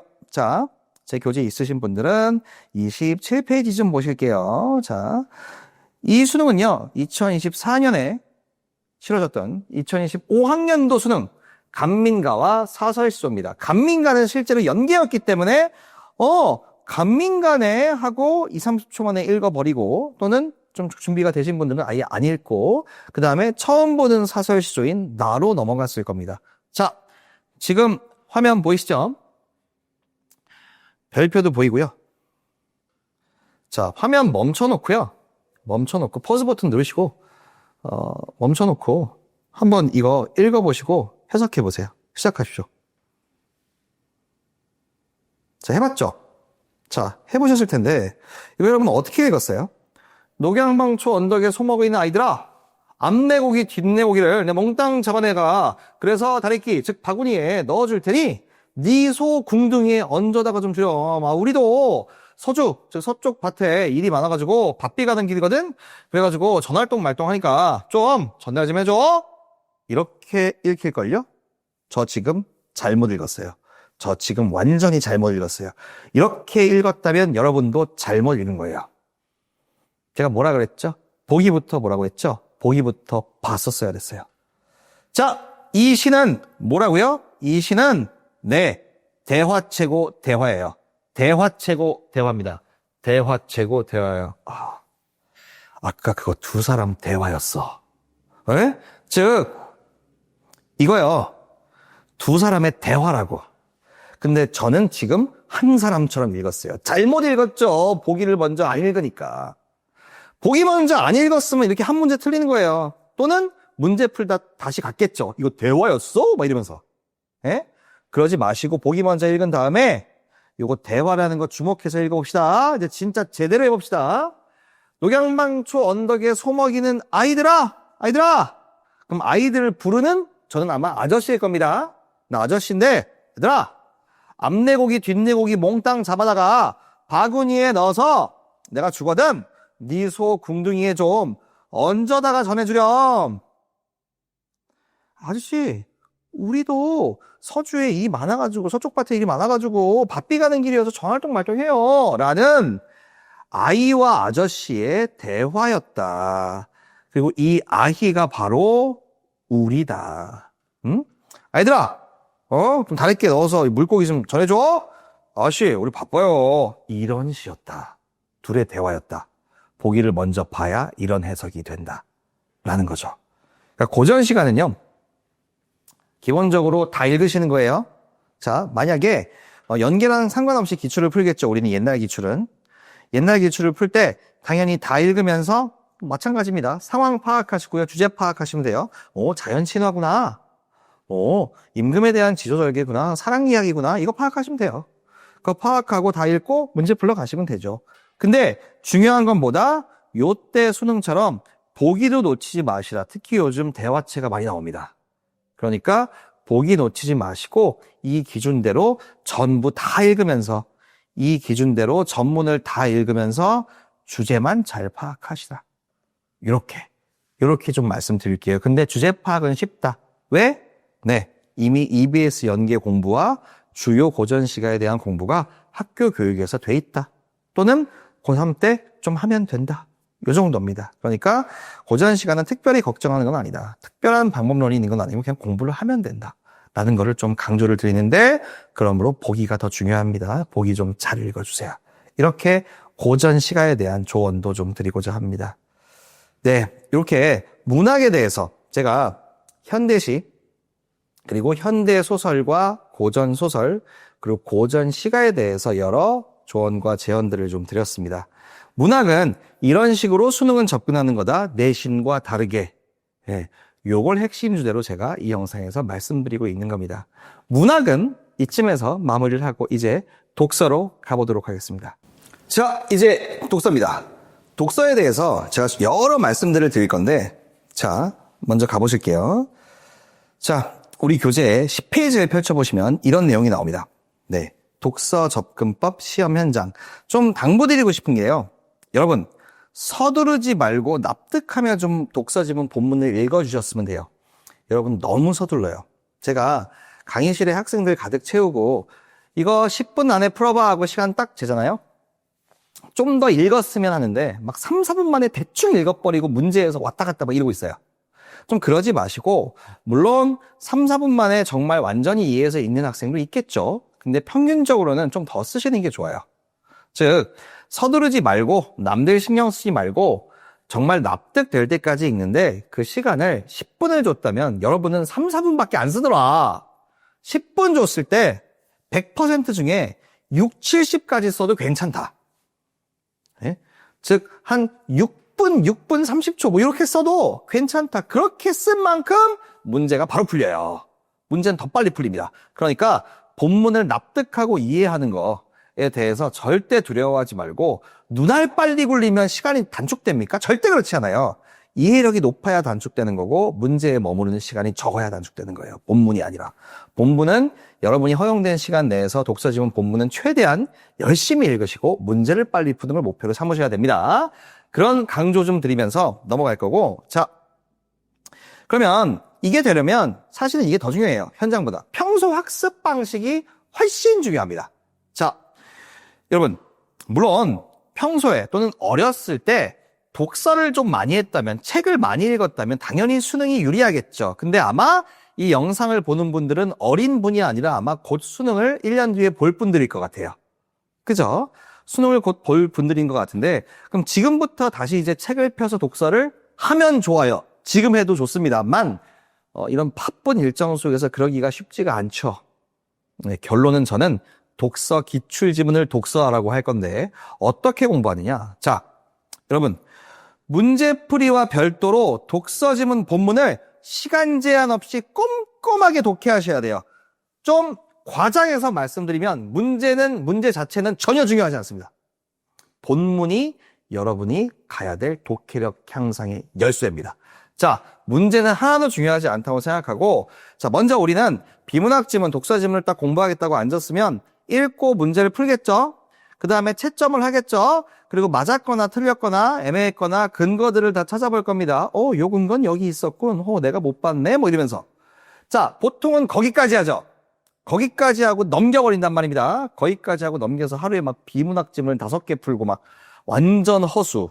그렇게 5년을 해도 안 올라요. 네? 그럼 어떻게 해야 오죠? 자, 절대로 독서는 양으로 승부하시면 안 돼요. 독서지문 본문을 열심히 읽는 걸로 승부해야 됩니다. 아니, 그냥 문제 많이 풀고 독서지문을 많이 풀어서 누적시켜서 성적이 오를 거면 그냥 오수하면 100점 맞겠다. 아니잖아요. 오히려 더 점수가 낮죠. N수하는 분들이. 그죠? 왜요? 공부를 제대로 안 하는 겁니다. 제대로 된 방법으로 안 하는 겁니다. 즉, 무슨 얘기냐? 본문을 문제 푸는 것과 별도로 따로 공부하셔야 돼. 즉, 본문을 한 줄 한 줄 한 줄 읽으면서 정말로 꼼꼼하게 본문의 전 행위, 본문 전체가 싹 다 납득 이해가 돼야 됩니다. 그때까지 읽으세요. 5번이든 10번이든.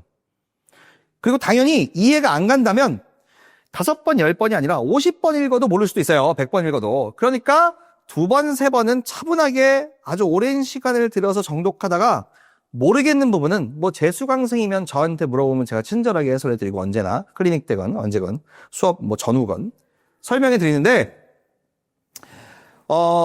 혼자 공부하는 학생들, 혼자 공부할 때에는 뭐 GPT를 활용하시든 구글링을 하시든 유튜브 영상을 찾아보시든 어쨌든 이렇게 해서라도 본문을 완벽하게 이해하셔야 돼요.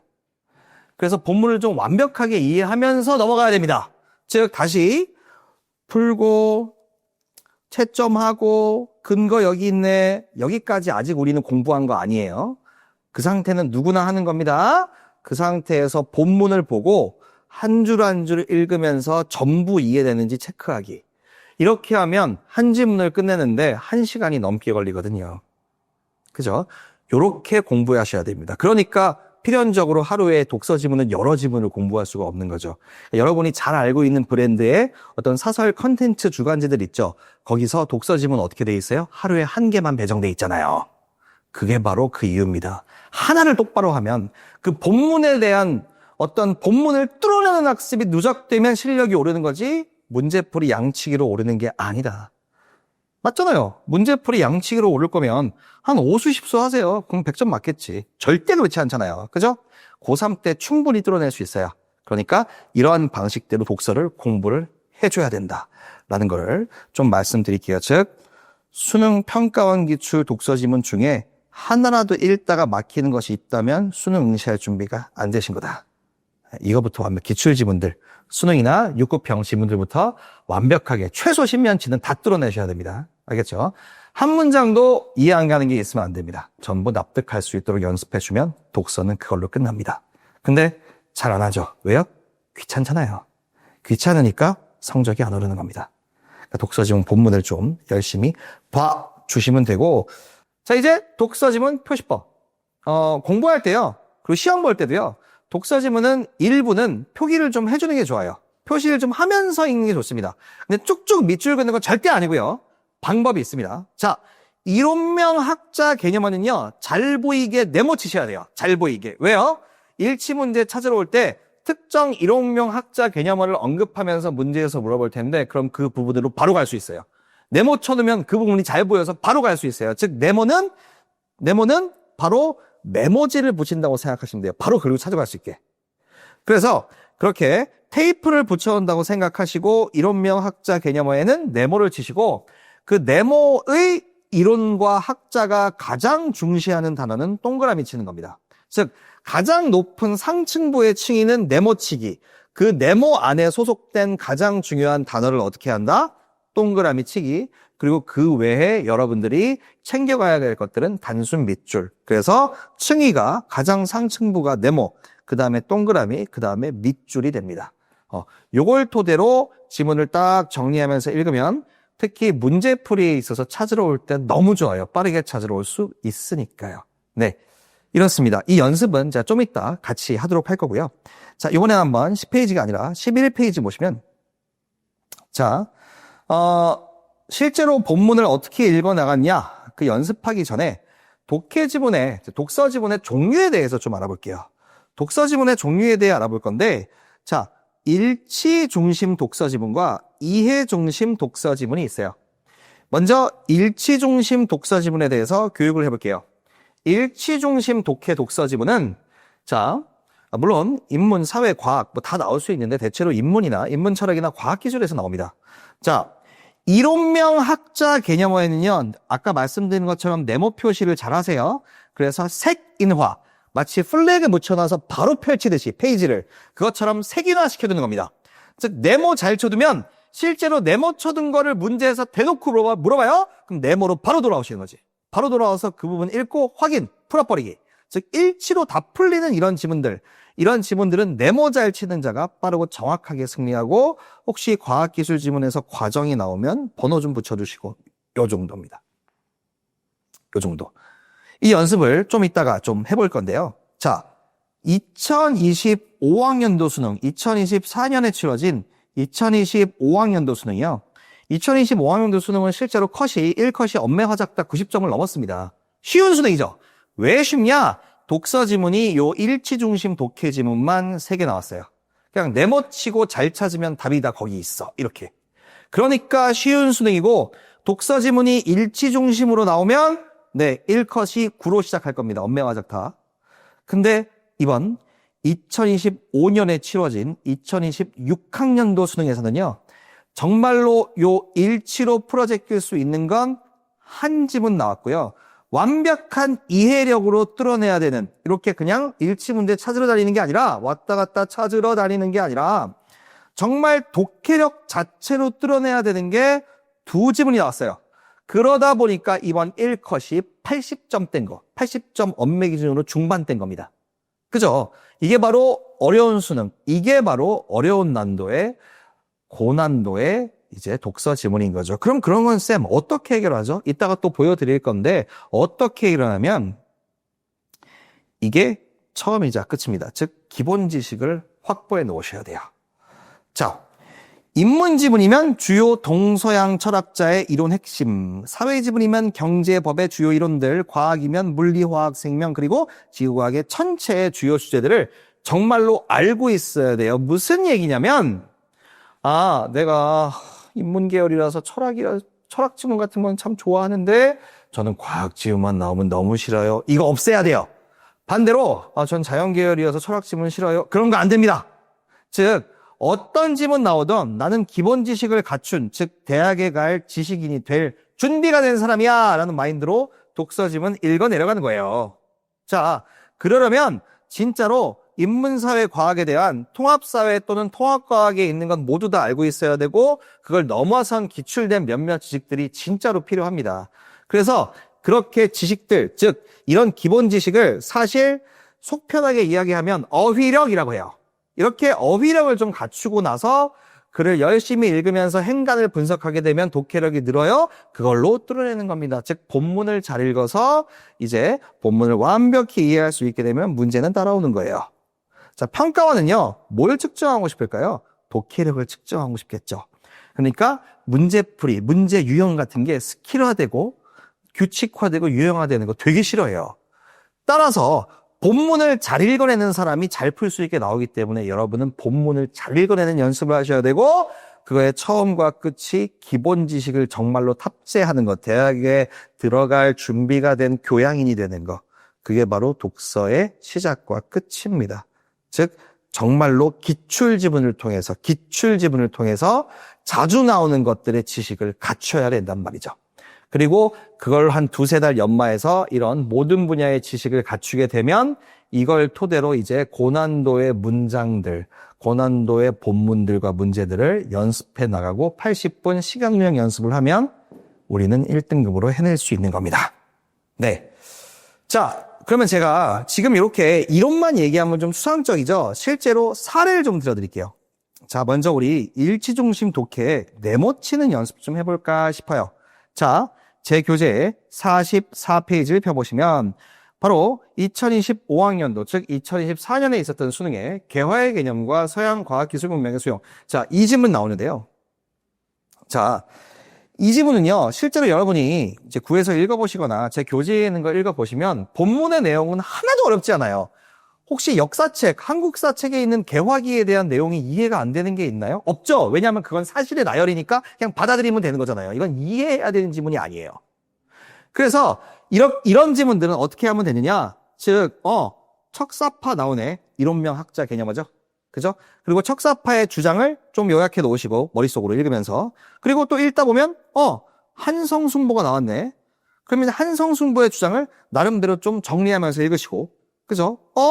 개화당의 한 인사? 얘도 뭔가 주장을 제기했네. 그럼 이 사람의, 이 개화당의 한 인사의 이러한 주장도 한번 열심히 읽어보면서 내려가시고, 근데 갑신정변이 있었네.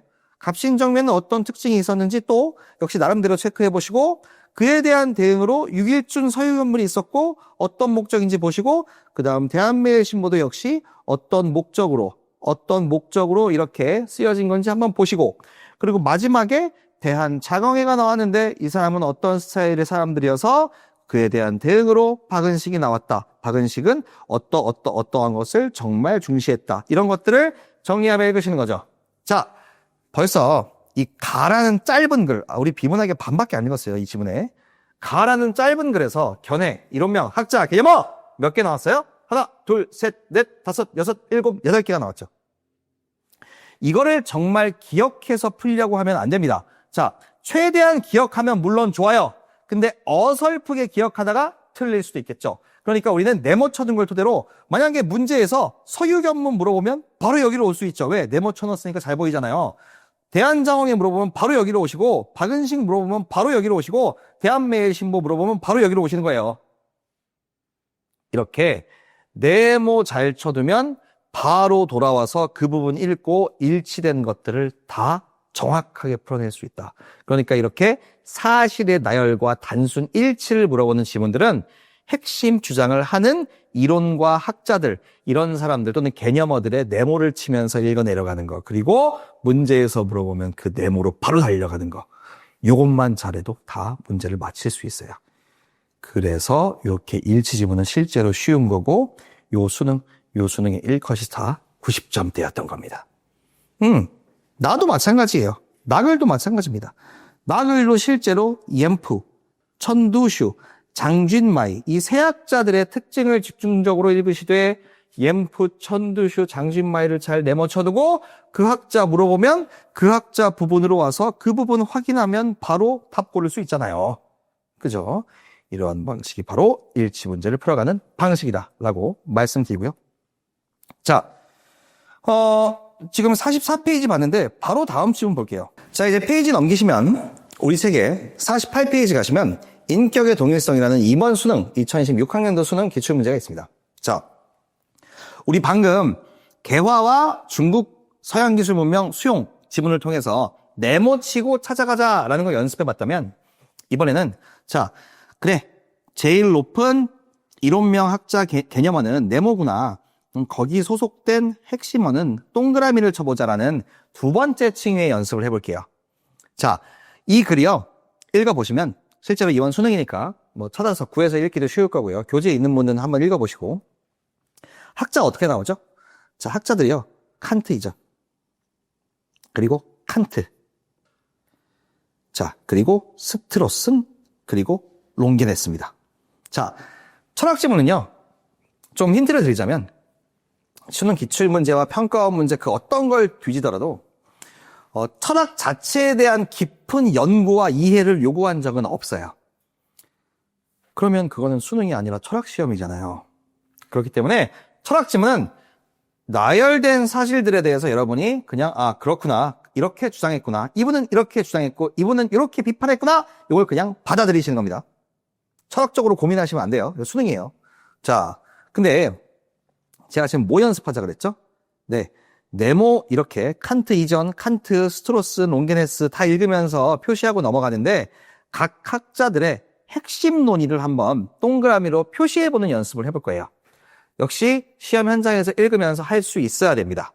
자, 이 글에서 인간을 곧 인격이라고 했어요. 그리고 이 글의 주제는 인격의 동일성, 즉 인간의 동일성입니다. 인격의 동일성, 즉 인간의 동일성. 무슨 얘기냐? 내가 왜 나로서 같은 사람이야? 라는 거. 내가 왜 하나의 단위란 같은 사람이야? 라는 거. 즉 칸트 이전까지는 이러한 인격의 동일성을 설명하는 데 있어서 뭘 제일 중시했냐?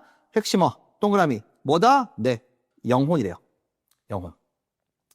내 몸에 단일한 주관으로서의 영혼이 계속 이어지고 있으니까 나는 같은 사람인 거야.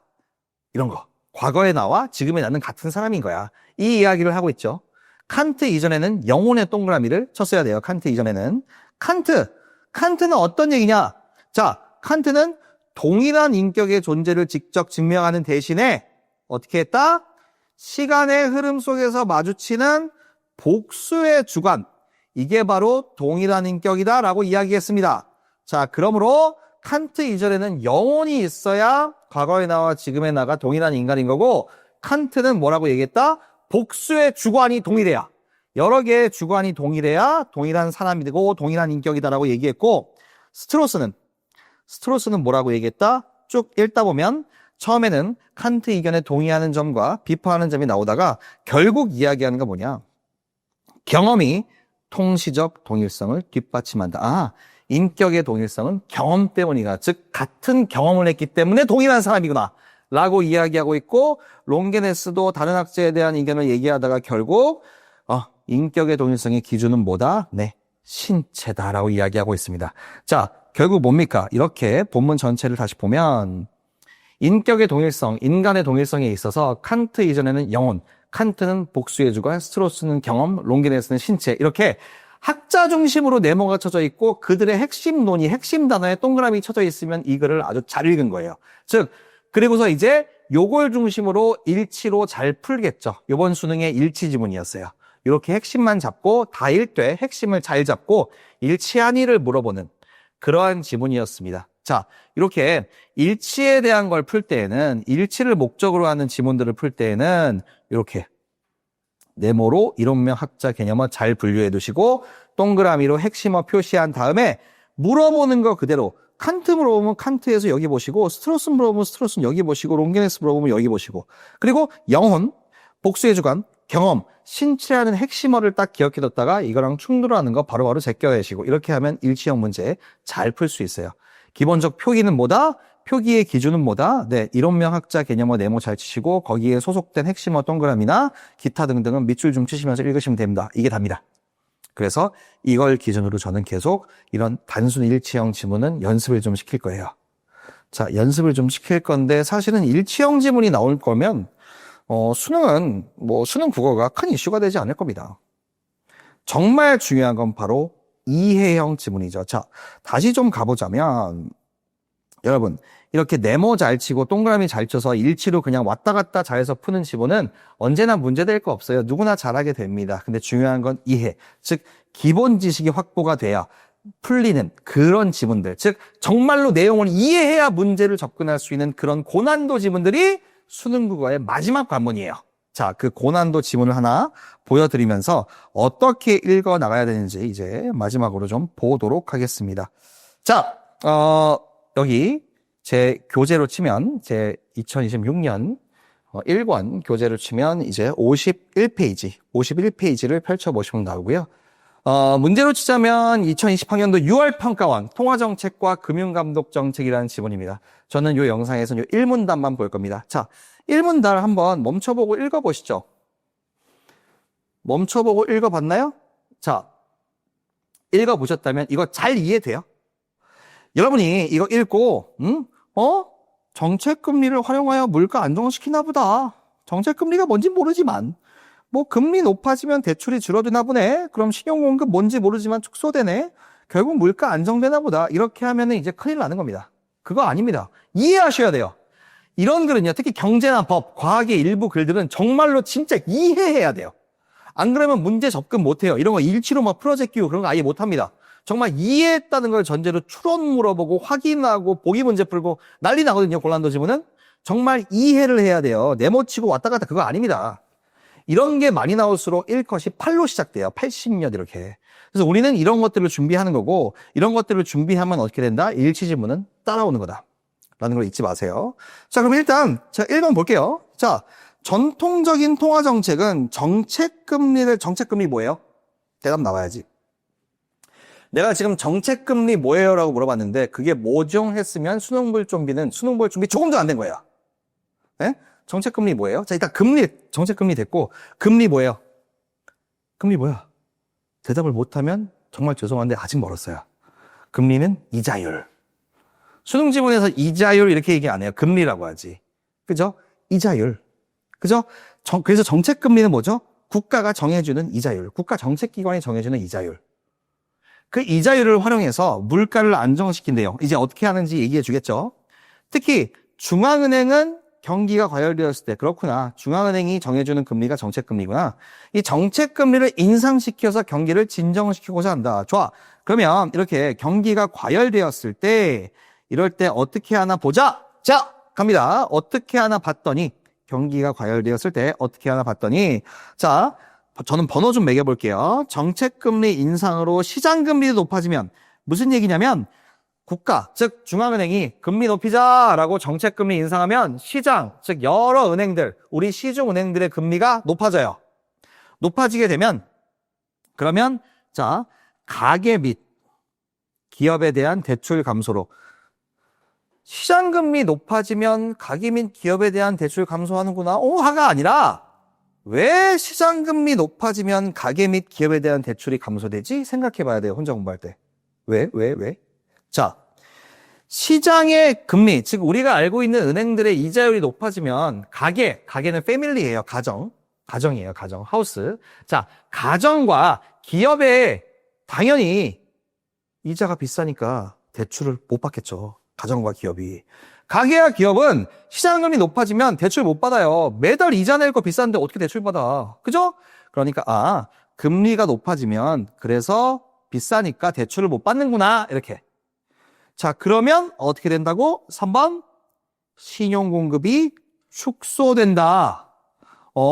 그렇구나가 아니라 신용이 뭐예요? 신용이 뭐야?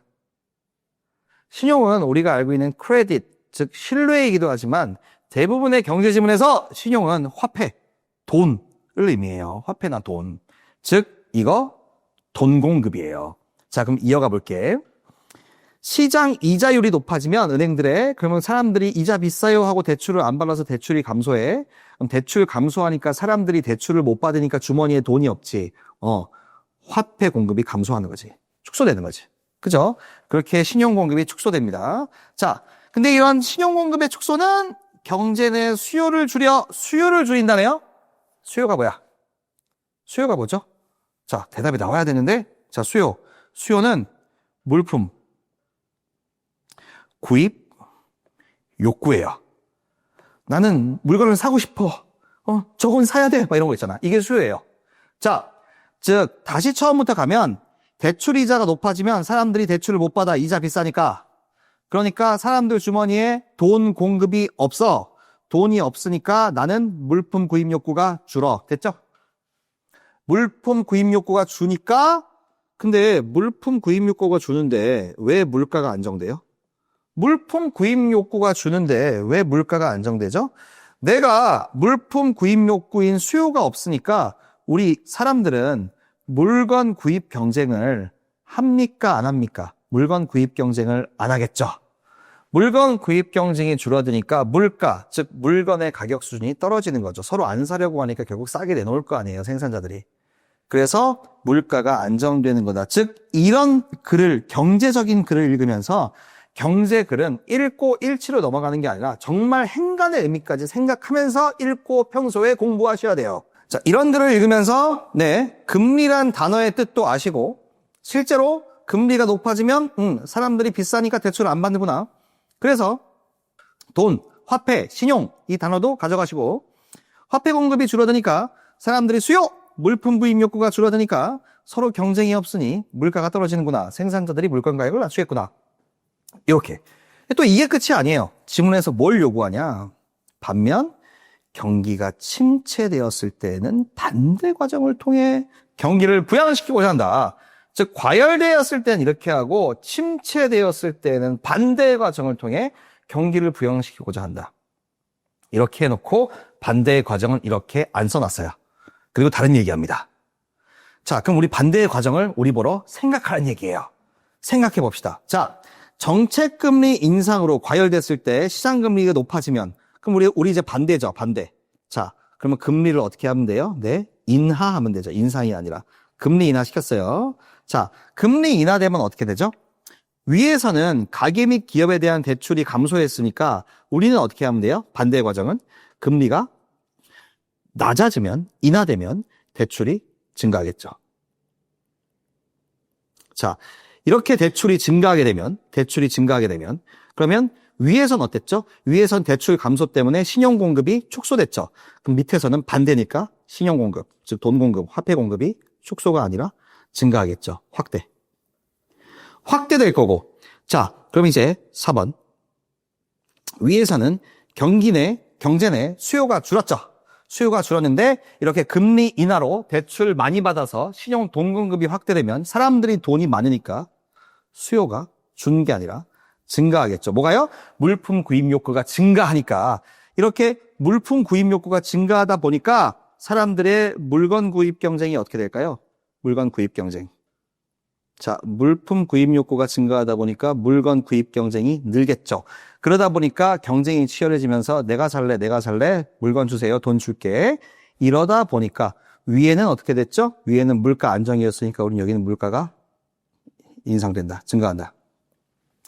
이렇게 보시면 이 빨간 줄이 바로 이 반대의 과정이죠. 실제로 이 반대의 과정을 요 본문이 소속된 문제에서 엄청 물어봤어요.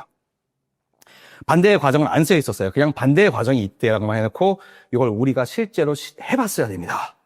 어렵죠? 자, 이런 걸 해결하려면 어떻게 해야 될까요? 물론 이렇게 반대의 과정을 써보고 행간의 의미를 생각해보고 제 강의를 듣고 연구해보고 이런 게 필요하겠죠. 근데 이걸 연구하면 그냥 끝일까요? 본문만 연구하면 끝인가요? 아닙니다. 여러분, 누군가가 해리포터 6권을 읽고 있어요. 그럼 여러분은 어떤 생각을 해요? 해리포터, 저 사람은 해리포터 책 1권부터 5권까지 읽은 다음에 6권 읽겠구나라고 생각하죠? 저 사람 6권부터 읽는가 봐. 이럴 리가 없잖아요. 그죠? 당연히 여러분, 평가원에서 출제를 하는 교수님들은요, 여러분이 기출에 자주 나온 이론이나 개념들, 기출문제 자체들, 기출 본문 자체들을 알고 있을 거라고 가정해요. 여러분은 해리포터 2027학년도 버전을 읽는 거고 2026학년도까지 해리포터는 전부 알고 있을 거라고 교수님들이 생각합니다. 당연히 자주 나오는 것들, 자주 나오는 어휘들, 그게 포함된 이론들을 따로 배우시고 기억해야 됩니다. 특히 경제나 법, 과학은요. 자, 저는 그래서 이렇게 분석을 해주면서 지문 분석이 끝난 다음에 경제, 법, 과학에 있어서 철학도 그렇고요. 주요 기출될 만한 또는 기출된 용어들과 개념들을 도식해서 정리해 줍니다. 이거 당연히 해야 됩니다. 자, 볼까요? 여러분, 경제 지문에서요. 제일 중요한 건 화폐 가치예요. 화폐 가치. 제일 중요해요. 화폐 가치가 뭡니까? 말 그대로 돈의 가치입니다. 화폐 가치는 어떻게 되고 있죠? 시간이 흐를수록 떨어지고 있어요. 뭐냐? 자, 우리 짜장면 한 그릇이 있다고 칩시다. 자, 30년 전에 짜장면 한 그릇이 100원이었는데 어이구 지금은 10,000원이 됐네. 짜장면 한 그릇을 바꾸는데 옛날에는 돈 100개면 됐는데 이제 돈이 10,000개나 필요한 거니까 돈의 가치가 떨어진 거죠. 이걸 반대로 뭐라고 한다? 물가가 올랐다고 하는 거예요. 짜장면이 100원에서 10,000원으로 물가가 올랐다. 그래서 물가의 개념은 물건의 가격 또는 가격 수준인 거고, 화폐 가치와 물가는 그래서 반비례하는 겁니다. 화폐 가치는 계속 떨어지면서 물건의 가격 수준이 올라가는 거죠. 자, 그러면 화폐 가치는 어떻게 조절하나요? 화폐 가치는요, 당연히 많고 적음에 따라 조절이 됩니다. 뭐가 흔해 빠졌으면 가치 없어. 드물면 가치 있어. 자, 가봅니다. 그래서 여러분은 통화량이라는 개념을 인지하셔야 됩니다. 통화량, 통용되는 화폐의 양, 통화량. 자, 정부가 정책적으로 통화량을 늘리잖아요?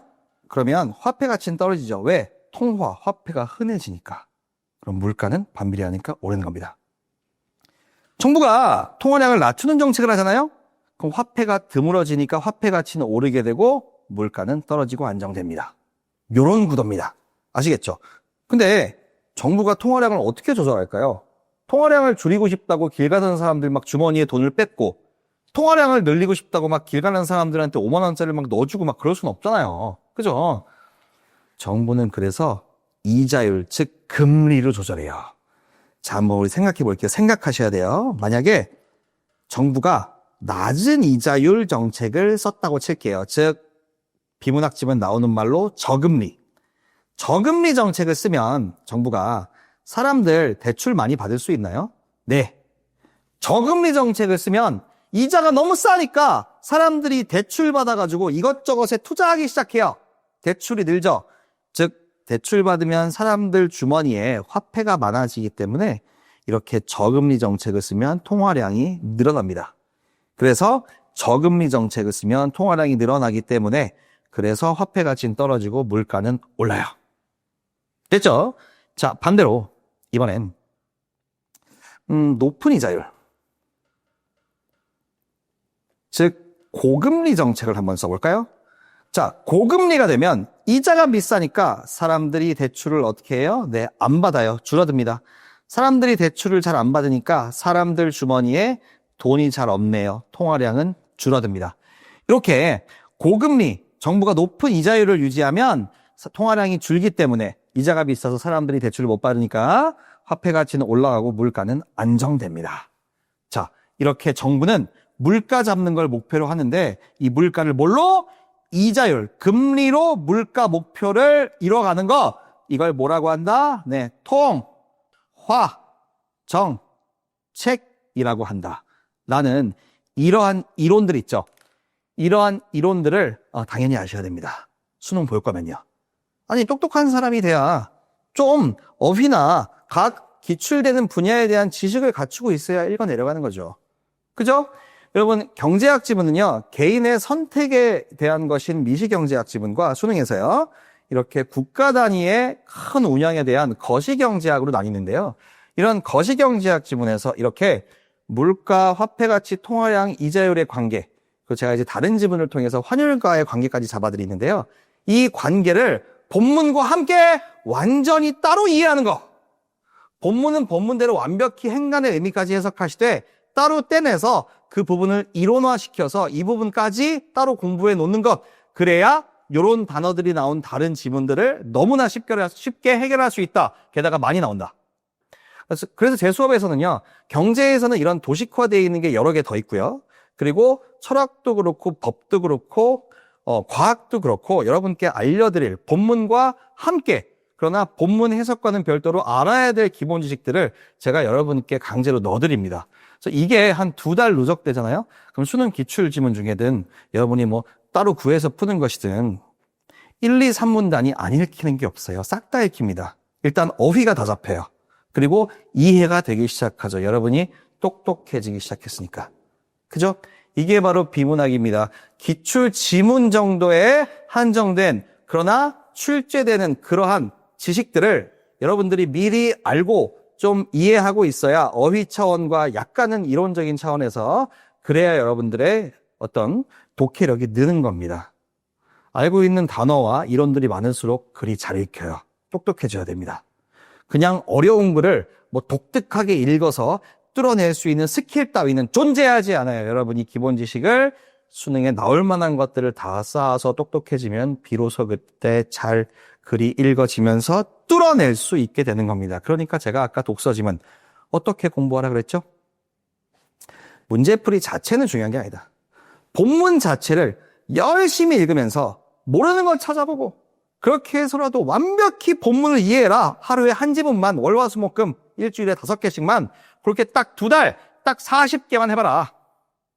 그렇게 여러 분야의 글들 다 뚫어내면서 1시간 동안 글 하나 읽으면서 뚫어내는 거를 딱 2달만 하시면 그 다음부터는 안 읽히는 글이 없다니까요.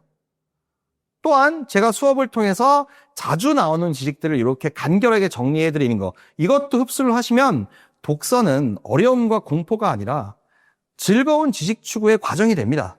그러니까 부탁합니다. 진짜 뭐 문제 많이 풀고 양치기로 승부 보지 마시고, 양치기로 승부 보려면 이미 1등급인 분들은 그래도 됩니다. 근데 본인이 그게 아니라면 이렇게 정말 자신이 똑똑한 사람이 돼야 된다는 거. 그래서 이러한 공부를 해줘야 된다는 거를 결코 잊지 않았으면 좋겠습니다. 즉 아까 말씀드렸던 것처럼 정리드리자면 일치 지문은 네모 동그라미 밑줄에 층이 그리고 표시 잘 해놓고 왔다 갔다 해서 확인해서 풀어 제끼기. 그걸로 충분하고 이렇게 이해해야 되는 지문은 정말 행간의 의미와 반대 과정과 이런 것까지 다 추론하고 생각해보고 그리고 몇몇 이론들에 대한 학습도 필요하고 게다가 EBS 연계로 나오는 거면 EBS 안에 있는 거는 다 이렇게 알아야 되고 그러면 늡니다. 결단코 반드시 늡니다. 그러니까 걱정하지 마시고 양치기로 하지 마시고 차분하게 정석대로 기본 지식을 닦아 나가십시오. 자, 오늘 이렇게 시험 운영 순서 그리고 문학에 대한 모든 접근법, 독서 지문에 대한 표기법과 독서 지문을 일치와 이해로 나누고 각각의 파회법까지 좀 밝혀봤어요. 자, 오랜 시간 동안 너무 고생 많으셨죠? 하지만 내신을 하던 분들이나 이제 막 고3을 올라가는 분들 또는 수능의 방법론에 대해서 접근법에 대해서 잘 모르는 분들은 반드시 이 영상이 도움이 될 거라고 믿습니다. 제 책이 없었더라도 끝까지 잘 봤으면 좋겠고요. 제 수업을 수강하시는 분들은 제 책 1번을 가지고 이걸 잘 따라와 봤으면 하는 그런 바람이 있었어요. 자, 이렇게 제가 오늘 정리드린 것을 반드시 자신의 머리와 마음으로 잘 새기시고 꼭 준비하는 수능 잘 보기를 제가 언제나 기도하고 응원하겠습니다. 자, 너무나 고생 많으셨습니다. 김종필 국어에서 수능 국어를 가르치는 노승욱 강사였습니다. 감사합니다.